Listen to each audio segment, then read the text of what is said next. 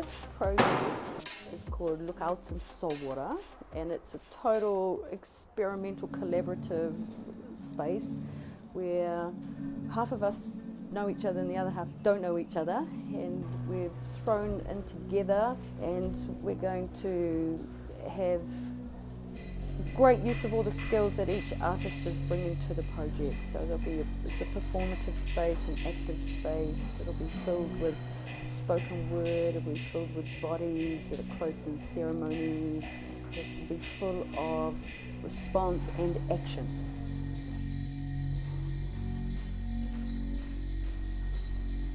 So we have a wānanga, so we live and work with all of the artists, so there's 8 of us in a house and all sharing the studio. Things begin to flow organically. In a wānanga, you're constantly talking, you're constantly sharing space, you're making. Your considerations about like personal space is very warped. A challenging part for me has been, and it's something I'm trying to get used to and work into my practice, but just letting go and allowing the work to reveal itself over time. And I think given it's quite a collaborative project, it's just a bit of a letting go and a trusting to the process, that it's a safe space to share and try things and test things out in that sort of environment. It's quite a defined line about how your individual practice fits inside a collaborative practice, especially when you're working with other artists. These sort of projects aren't driven by your individual vision, because it's how you weave in the elements that every artist has to offer. It's kind of like a more of a personable way to approach a project. I think it teaches you to trust other artists,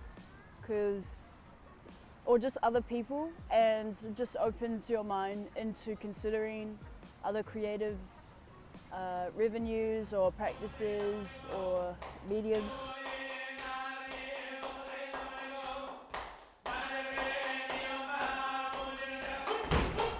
The song I wrote is in Yugambeh dialect, which is from the Bundjalung Nation. It's my grandmother's people, and where I grew up, Gold Coast, so southeast Queensland, northern New South Wales. It's about us as a collective, all of us that are a part of this process. So like we've got dancers, there's visual artists and designers, we've got curators, we've got photographers, we've got poets. So it's kind of bringing us all together within that collective space. And then it talks about how we're all here, we're strong, we're black, this is what we do, and we're going to perform the show. And to do that, we're showing our sign of respect to Mother Earth, we're stomping our feet in Mother Earth. And because the show is called Lukautim Solwara, look out for the ocean, for the salt water, there's a line that says that we stomp our feet on the salt water.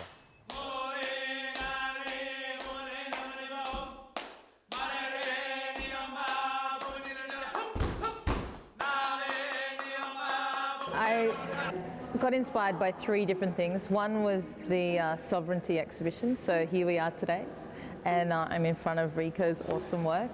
So I have my pink little inflections to reflect the work behind and bring that in to activate that work as well in the space.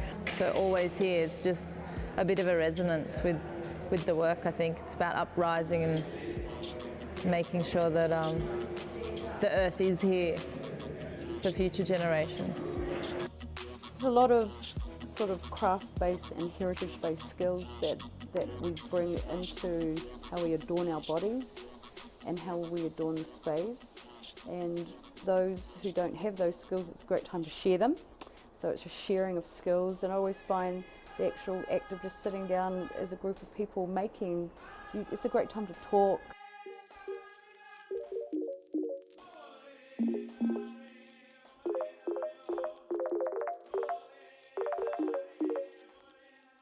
I also got inspired by our cultural belongings when we went on a visit to the Melbourne Museum. So we found a kangaroo cloak there, And so I was able to look at the patterning and the type of stitching that was used in that, and then I could make this coat. I wanted to give a voice to the plants and the animals, and so I have this beautiful headdress which is talking about the plants that will become extinct if, you know, we continue along the path that we're continuing, and the icebergs melt and the oceans rise. We're here at ACCA. We've just got in for the first sort of bump in and a technical run for Lukautim Solwara, as it will be given to the audience.